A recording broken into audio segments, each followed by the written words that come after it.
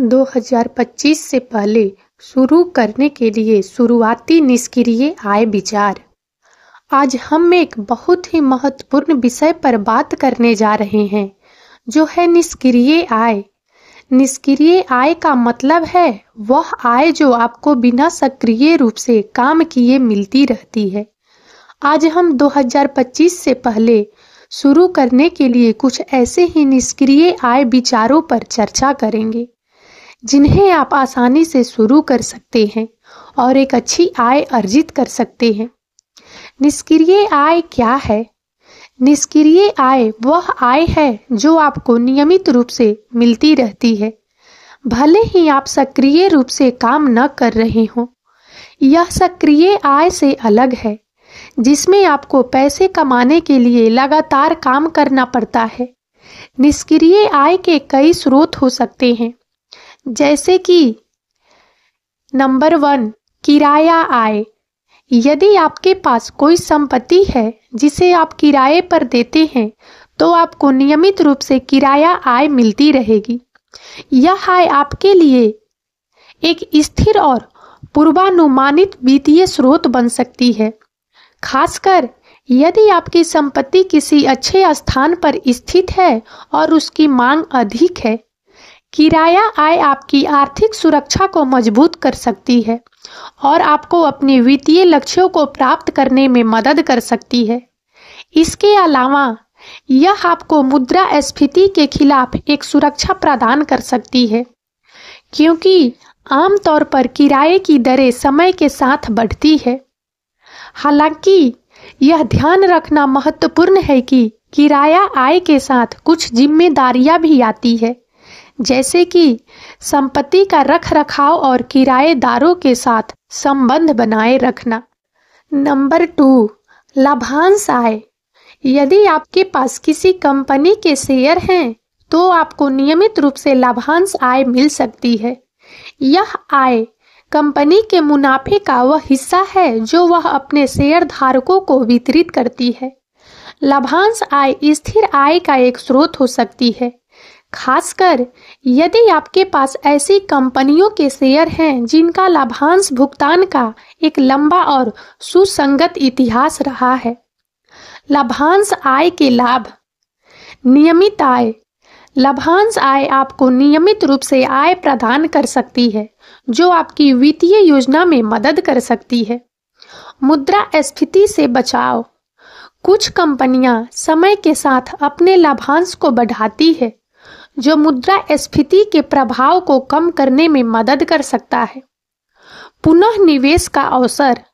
आप अपने लाभांश को वापस कंपनी के शेयरों को पुनः निवेश कर सकते हैं, जिससे आपकी शेयरधारिता और संभावित रूप से भविष्य में लाभांश आय बढ़ सकती है।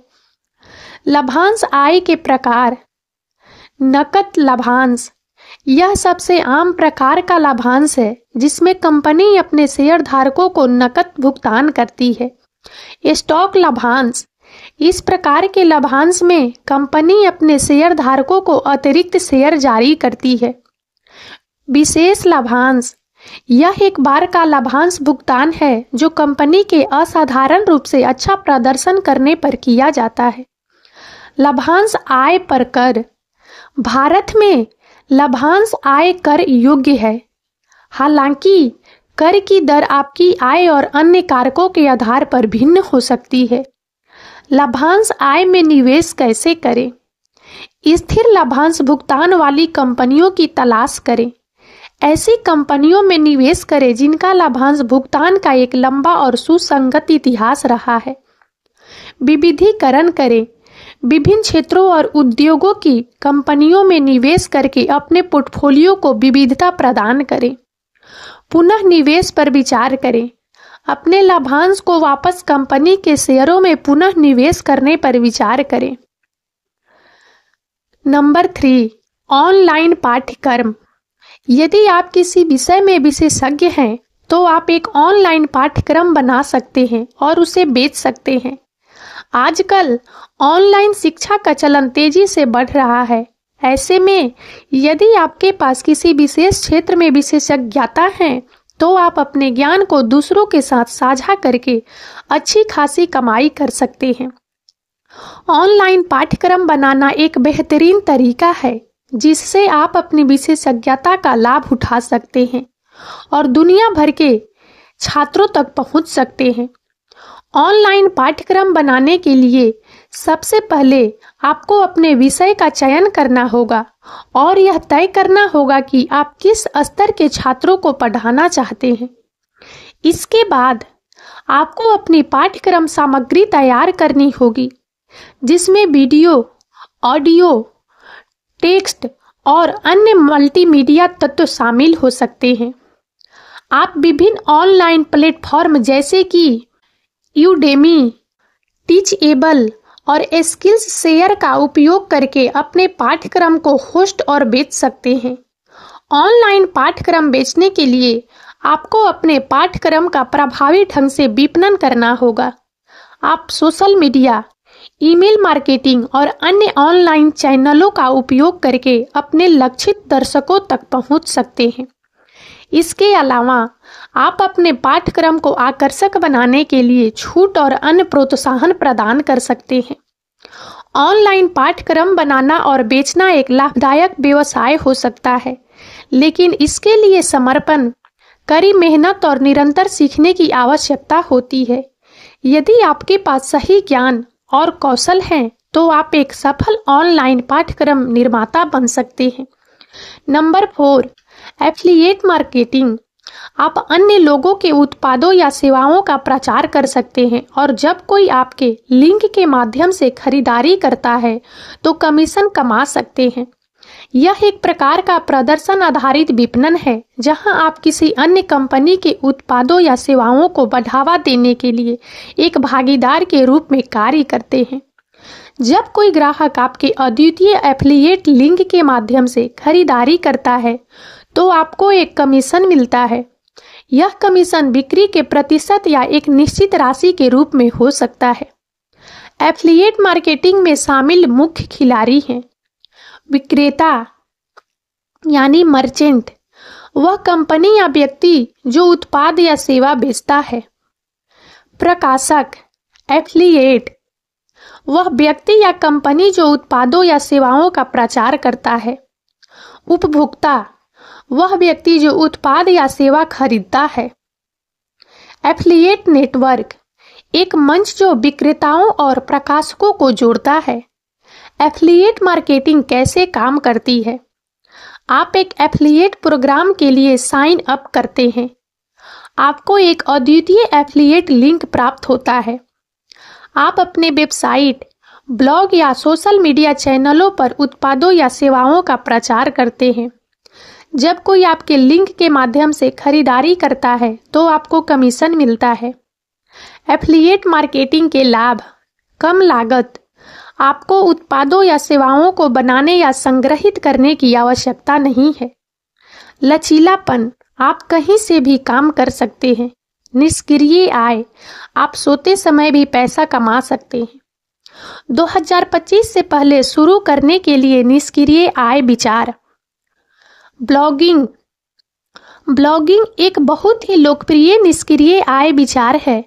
आप किसी भी विषय पर एक ब्लॉग शुरू कर सकते हैं जिसमें आपकी रुचि है और फिर विज्ञापन, एफिलिएट मार्केटिंग या अपने स्वयं के उत्पादों या सेवाओं को बेचकर पैसे कमा सकते हैं।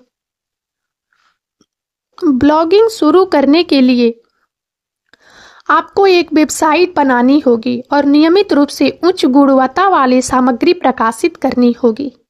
एक बार जब आपके पास एक बड़ा दर्शक वर्ग हो जाता है तो आप विभिन्न तरीकों से अपने ब्लॉग का मुद्रीकरण कर सकते हैं। यूट्यूब चैनल, यूट्यूब एक और शानदार निष्क्रिय आय विचार है। आप किसी भी विषय पर वीडियो बना सकते हैं जिसमें आपकी रुचि है और फिर विज्ञापन, प्रायोजन या अपने स्वयं के उत्पादों या सेवाओं को बेचकर पैसे कमा सकते हैं। यूट्यूब चैनल शुरू करने के लिए आपको एक कैमरा और एक माइक्रोफोन चाहिए। आपको नियमित रूप से उच्च गुणवत्ता वाले वीडियो बनाने और उन्हें अपने चैनल पर अपलोड करने की भी आवश्यकता होगी। एक बार जब आपके पास एक बड़ा दर्शक वर्ग हो जाता है तो आप विभिन्न तरीकों से अपने चैनल का मुद्रीकरण कर सकते हैं। ऑनलाइन पाठ्यक्रम। यदि आप किसी विषय में विशेषज्ञ हैं तो आप एक ऑनलाइन पाठ्यक्रम बना सकते हैं और उसे बेच सकते हैं। ऑनलाइन पाठ्यक्रम बनाने के लिए आपको एक कैमरा, एक माइक्रोफोन और एक ऑनलाइन पाठ्यक्रम मंच की आवश्यकता होगी। आपको अपने पाठ्यक्रम के लिए एक पाठ्यक्रम भी बनाना होगा और उच्च गुणवत्ता वाले वीडियो बनाने होंगे। एक बार जब आपका पाठ्यक्रम तैयार हो जाता है तो आप इसे विभिन्न ऑनलाइन प्लेटफॉर्मों पर बेच सकते हैं। Affiliate marketing. एफिलिएट मार्केटिंग एक ऐसा तरीका है जिससे आप अन्य लोगों के उत्पादों या सेवाओं का प्रचार कर सकते हैं और जब कोई आपके लिंक के माध्यम से खरीदारी करता है तो कमीशन कमा सकते हैं। एफिलिएट मार्केटिंग शुरू करने के लिए आपको एक वेबसाइट या ब्लॉग की आवश्यकता होगी। आपको उन उत्पादों या सेवाओं को भी ढूंढना होगा जिनका आप प्रचार करना चाहते हैं। एक बार जब आपको ऐसे उत्पाद या सेवाएं मिल जाती है जिनका आप प्रचार करना चाहते हैं तो आप एक संबद्ध कार्यक्रम में शामिल हो सकते हैं और अपने लिंक प्राप्त कर सकते हैं। फिर आप अपने लिंक को अपनी वेबसाइट या ब्लॉग पर साझा कर सकते हैं। ई पुस्तकें। यदि आपके पास लिखने का शौक है तो आप एक ई पुस्तक लिख सकते हैं और उसे ऑनलाइन बेच सकते हैं। ई पुस्तक लिखने के लिए आपको एक कंप्यूटर और एक लेखन सॉफ्टवेयर की आवश्यकता होगी। आपको अपनी ई पुस्तक के लिए एक विषय भी चुनना होगा और उच्च गुणवत्ता वाली सामग्री लिखनी होगी। एक बार जब आपकी ई पुस्तक तैयार हो जाती है तो आप इसे विभिन्न ऑनलाइन प्लेटफॉर्मों पर बेच सकते हैं। Stock photography. यदि आपके पास फोटोग्राफी का शौक है तो आप अपनी तस्वीरों को स्टॉक फोटोग्राफी वेबसाइटों पर बेच सकते हैं। जब कोई आपकी तस्वीर खरीदता है तो आपको रॉयल्टी मिलेगी। स्टॉक फोटोग्राफी शुरू करने के लिए आपको एक कैमरा और एक कंप्यूटर की आवश्यकता होगी। आपको उच्च गुणवत्ता वाली तस्वीरें भी लेनी होगी। एक बार जब आपके पास कुछ अच्छी तस्वीरें हो जाती है तो आप उन्हें विभिन्न स्टॉक फोटोग्राफी वेबसाइटों पर अपलोड कर सकते हैं। ऐप्स। यदि आपके पास प्रोग्रामिंग का शौक है तो आप एक ऐप बना सकते हैं और उसे ऐप स्टोर पर बेच सकते हैं। जब कोई आपका ऐप खरीदता है तो आपको रॉयल्टी मिलेगी। ऐप बनाने के लिए आपको एक कंप्यूटर और एक प्रोग्रामिंग भाषा की आवश्यकता होगी। आपको एक ऐप के लिए एक विचार भी होना चाहिए और उच्च गुणवत्ता वाला कोड लिखना होगा। एक बार जब आपका ऐप तैयार हो जाता है तो आप इसे ऐप स्टोर पर अपलोड कर सकते हैं। किराए की आय। यदि आपके पास कोई संपत्ति है जिसे आप किराए पर दे सकते हैं तो आप नियमित रूप से किराया आय अर्जित कर सकते हैं। लाभांश आय। यदि आपके पास किसी कंपनी के शेयर हैं तो आपको नियमित रूप से लाभांश आय मिल सकती है। लाभांश आय अर्जित करने के लिए आपको किसी कंपनी के शेयर खरीदने होंगे जो लाभांश का भुगतान करती है। आपको कंपनी के लाभांश भुगतान इतिहास की भी जांच करनी चाहिए। एक बार जब आपके पास कंपनी के शेयर हो जाते हैं तो आपको नियमित रूप से लाभांश आय मिलेगी। Peer to peer lending. Peer to peer lending एक ऐसा तरीका है जिससे आप अन्य लोगों को पैसे उधार दे सकते हैं और ब्याज कमा सकते हैं। दोस्तों, ये कुछ ऐसे निष्क्रिय आय विचार हैं जिन्हें आप 2025 में शुरू कर सकते हैं। इनमें से कुछ विचारों को शुरू करने के लिए कुछ निवेश की आवश्यकता होती है, जबकि अन्य को शुरू करने के लिए केवल आपके समय और प्रयास की आवश्यकता होती है। आप अपनी रुचियों और कौशल के आधार पर एक या अधिक विचारों का चयन कर सकते हैं और आज ही शुरू कर सकते हैं। और अब इस वीडियो में इतना ही। यदि आप सबको हमारा यह वीडियो अच्छा लगा हो तो प्लीज इसे लाइक करें और ज़्यादा से ज़्यादा शेयर करें ताकि हमारा मनोबल इसी प्रकार से बढ़ता रहे और हम एक से बढ़कर एक ज्ञानवर्धक वीडियो लेकर नियमित रूप से आप सबकी सेवा में उपस्थित होते रहें। और तब तक के लिए बने रहें हमारे चैनल अतुल्य जीवन पर।